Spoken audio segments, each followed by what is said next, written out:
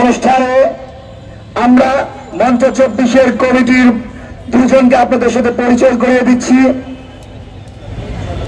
যারা মঞ্চ 24-কে আগামী দিনে নেতৃত্ব দিব।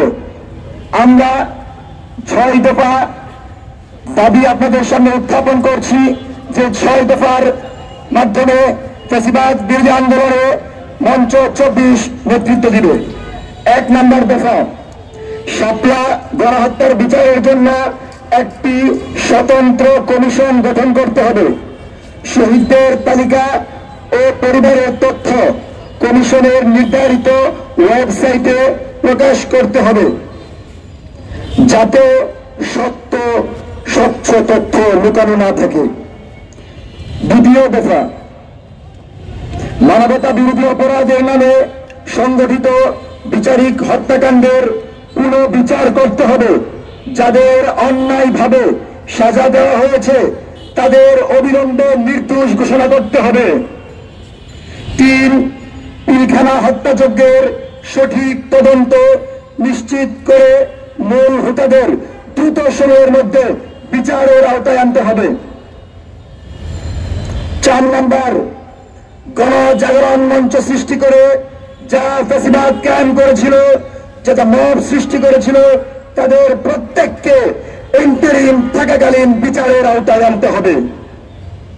5, শাপলা গণহত্যাকে যারা ফলাও করে মিথ্যা বানোয়াট প্রচার করেছিল, যে সকল মিডিয়া শাপলা গণহত্যা নিয়ে মিথ্যা সংবাদ প্রচার করেছে, জনমতকে ভুল পথে পরিচালিত করেছে, তাদেরকে চিহ্নিত করে মিডিয়া সংস্কার এবং যারা অপরাধী অপতথ্য ছড়িয়ে জনমতকে বিভ্রান্ত করেছে তাদেরকে আইনের আওতায় আনতে হবে।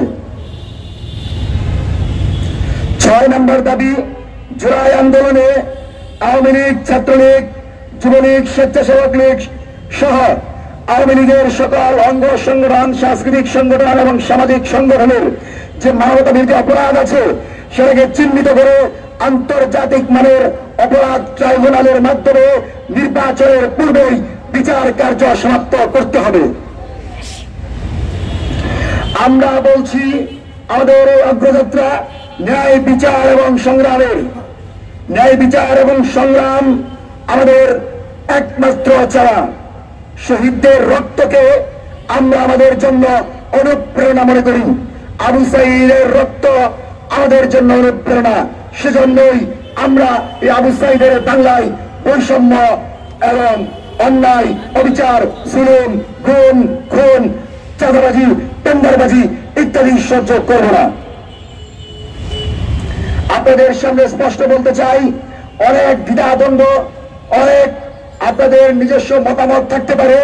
জনগণের মতামতটাকে আমরা শুনে জনগণের কণ্ঠে কথা বলার চেষ্টা করি।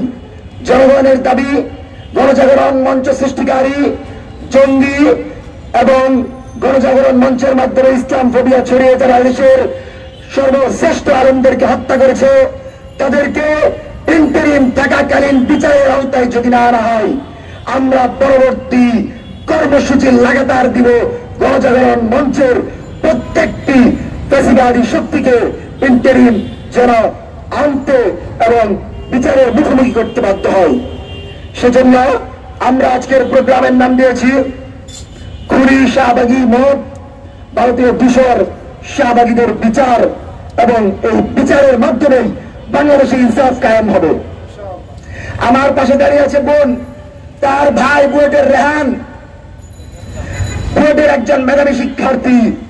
আপনারা বলেন হেফাজতে শুধু গরিব, দুঃখী, কামার কুমার জেলে চেষারাই ছিল, কিন্তু বাংলাদেশের সর্বোচ্চ বিদ্যাপীঠের সর্বোচ্চ মেধাবী শিক্ষার্থী এই শাপলায় শহীদ হয়েছে।